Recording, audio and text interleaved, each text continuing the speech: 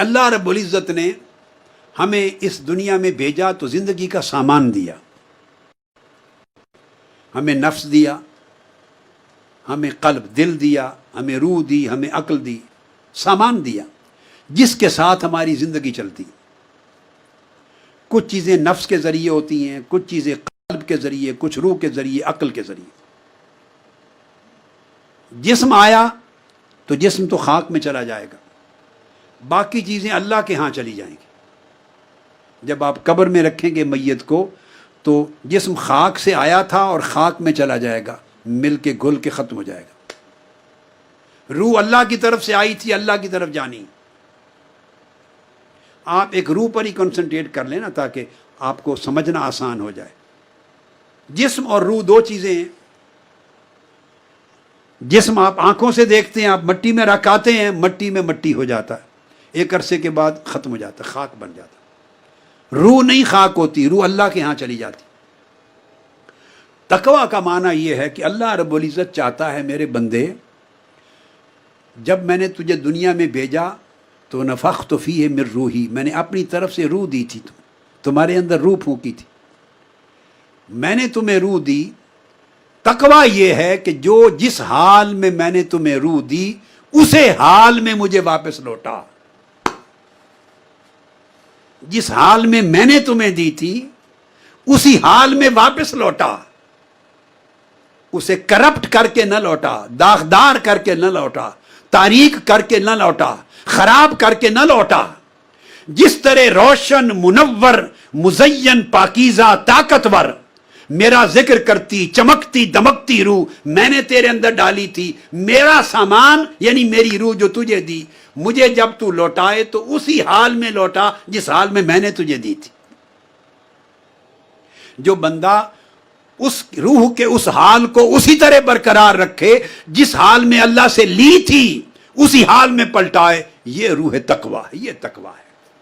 اب اس کی مثال دیتا ہوں۔ آپ ٹیکسی لے آتے ہیں، کار لے آتے ہیں کسی دکان سے کرائے پر، تو جس سے لاتے ہیں قاعدہ کلیہ ہے کہ نہیں کہ اسی حال میں واپس لوٹائیں؟ بولیں۔ حتیٰ کہ اگر اس نے ڈیزل اور پیٹرول ڈالا ہوا تھا ٹینکی میں تو جتنا ڈیزل اور پیٹرول لے کے آئے تھے اور اگر خرچ ہو جائے تو اپنی طرف سے ڈال کے اتنا ڈیزل یا اتنا پیٹرول پورا کر کے کار لوٹاتے ہیں۔ ایسا ہوتا ہے یا نہیں؟ ورنہ مالک کہتا ہے اگر کار کو آپ توڑ دیں، نقصان کر دیں، کہیں ڈینٹ لگا دیں تو آپ کو پے کرنا پڑ جاتا ہے۔ وہ پے کرنے کو عذاب کہتے ہیں، وہ سزا ہے۔ مالک سے جو چیز آپ استعمال کے لیے لاتے ہیں قاعدہ ہے کہ وہ چیز واپس اسی حالت میں لوٹاتے ہیں۔ اگر خراب ہو گئی تو اس پر سزا ہوتی، جرمانہ ہوتا ہے۔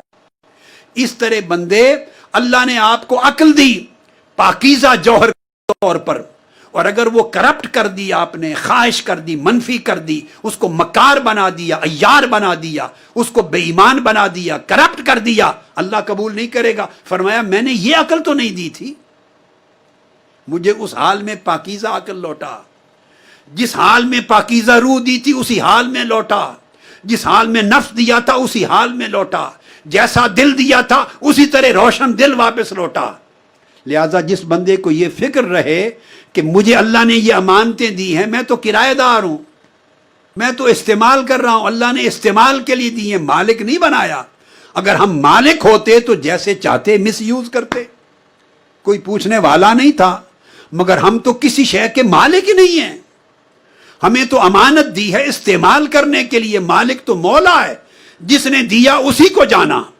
یہ معنی ہے اس جملہ قرآنی کا انا للہ و انا الیہ راجعون، اس کا یہ معنی ہے۔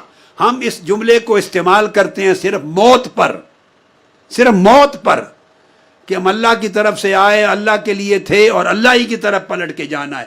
ہم نے استعمال موت کے ساتھ کر دیا ہے، نہیں، اگر موت سے نکال کر اس کو زندگی پر استعمال کر دیں تو تقویٰ نصیب ہو جائے۔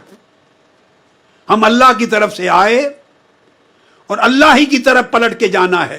چونکہ اللہ کی طرف پلٹ کے جانا ہے تو ہر چیز کو اللہ دیکھے گا، اے بندے میں نے آنکھیں تمہیں دی تھی، آنکھیں کیسے استعمال کی، کان کیسے استعمال کیے، دل کو کیسے رکھا، نفس کو کیسے رکھا، عقل کو کیسے رکھا، ظاہر و باطن کو کیسے رکھا۔ مالک کو ہر چیز جانی ہے، لہٰذا اس دنیا میں استعمال کرتے ہوئے ہر چیز کا خیال رکھیں کہ اللہ کی ملکیت ہے، اس کو بگڑنے نہ دیں، نہ ظاہر کو نہ باطن کو۔ اگر یہ اس حال پہ برقرار رکھنے کی فکر آ جائے تو اس کو تقوی